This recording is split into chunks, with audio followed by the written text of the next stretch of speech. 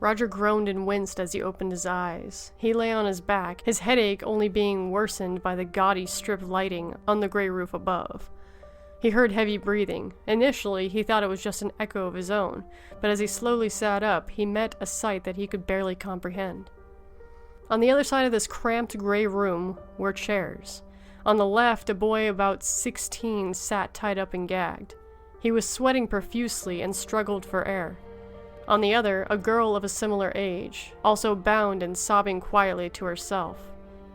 As he leaned forward, they both turned their heads towards him, their expressions mixed with anguish and helplessness. "Who the hell are you? What the fuck?"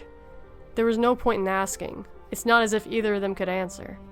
Before he could begin to comprehend, a chirpy voice blasting out from the intercom filled his ears.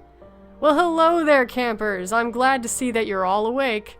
Roger, since you've just joined us, allow me to introduce you to your two friends.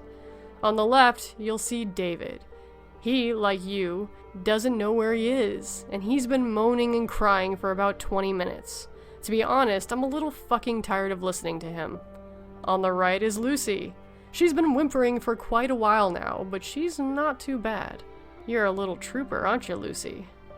Lucy glanced towards the voice before making a pleading look to Roger. "Anyway," the voice chirped, "you're probably all wondering why you're here. Roger, I believe you might be able to work this one out if you can take a look at what's laying on the table at the far end of the room." Even with his head aching and his blurred vision, Roger could make out a steel table at the end of the room. He edged towards it, each step filling him with a deeper and deeper sense of dread. When he finally reached the table at the other end of the room, he saw a gun sitting on the table in front of him. An old-style six-shooter. Roger picked it up. It was heavier than it looked, cold and smooth.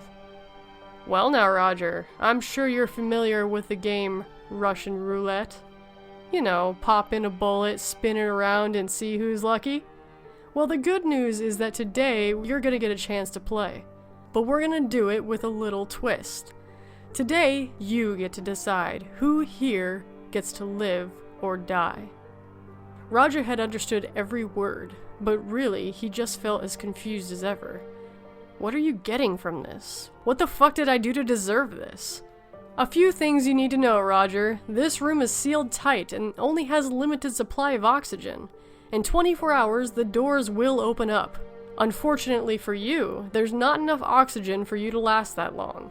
You must get rid of at least one person in this room. Otherwise, good night. Also, I realize this slightly spoils the fun of the game, but I've gone ahead and inserted the bullet and spun the chamber for you, so there's no need to worry about that. Also, it's sealed up.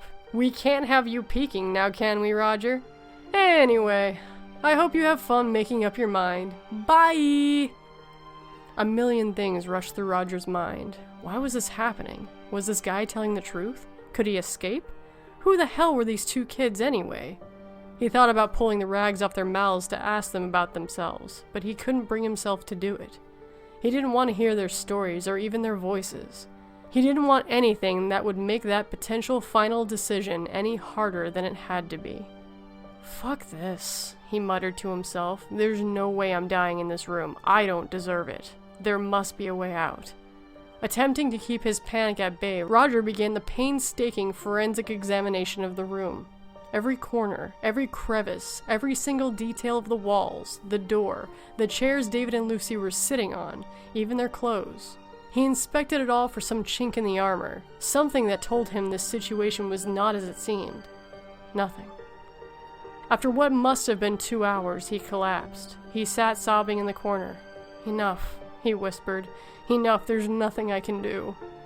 He lay on the cold steel floor, gazing up at the ugly strip lighting for what seemed like an eternity. It was after about 20 minutes of this that he began to notice the deafening silence. Up until then, the silence had been regularly punctured by the sobs and whimpering of the two unwilling companions, as well as the noise they made shifting around in their seats. He sat up and looked at David and Lucy, the two names he had wanted so desperately to forget. Their eyes had narrowed slightly, and they seemed more lethargic than ever. As he got to his feet, he began to notice the effect the atmosphere was having on him. His eyes were heavy. He felt drowsy and almost lightheaded. What's going on? I thought we had more time than this. And with that, the horrible chirpy voice returned. Oh, sorry about that, Roger. I really thought you would have made your decision by now. Looks like you don't have as much time as I implied at the start, now do you? Looks like it's decision time pretty soon. Come on now, Roger. Tick-tock, tick-tock. Roger's circumstances began to overwhelm him. The combination of drowsiness, helplessness, and panic began to turn his misery into anger.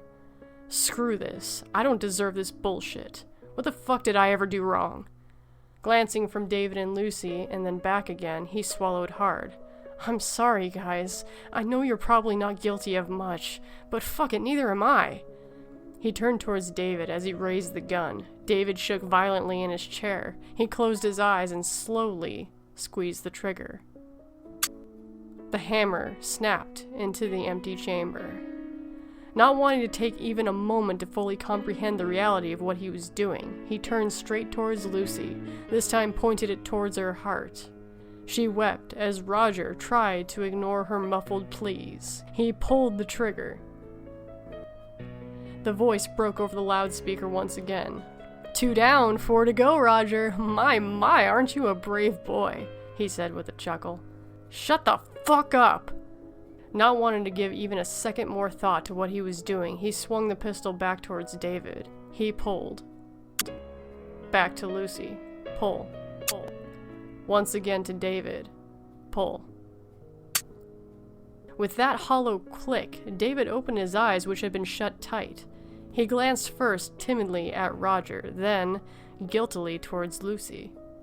Roger stood silently in the middle of the room, flickering his eyes despondently between Lucy and the gun. She shook her head frantically. He closed his eyes, turned towards her, and raised the pistol to head height. When he opened his eyes, he was met with a trembling, nervous wreck. Every inch of Lucy's body was shaking, with the gag around her mouth ragged and tear-stained. Jesus Christ, do you think I chose this? Roger blurted out as their gazes locked. Stop looking at me. Stop fucking looking at me! Lucy slowly shut her eyes and flinched. With that, Roger clenched his jaw, dropped his eyes slightly, and squeezed the trigger. What the hell? Oh dear, Roger. Silly me. It looks like I forgot to load any of the chambers. Well, I said I forgot to, but that's not exactly true. You've always been a selfish bastard, but this was your opportunity to redeem yourself. All you had to do was put the gun in your mouth a fair number of times, and hey, presto! You'd all be walking out of here and back to your normal lives. But no. You had to think of yourself, didn't you? Oh well, I guess that means you'll be saying goodnight soon, won't you? Sweet dreams, boys and girls. With that, the lights above them went out, and the only sound that pierced the screams and whimpers of his companions was the faint echo of footsteps drifting down the adjacent hallway.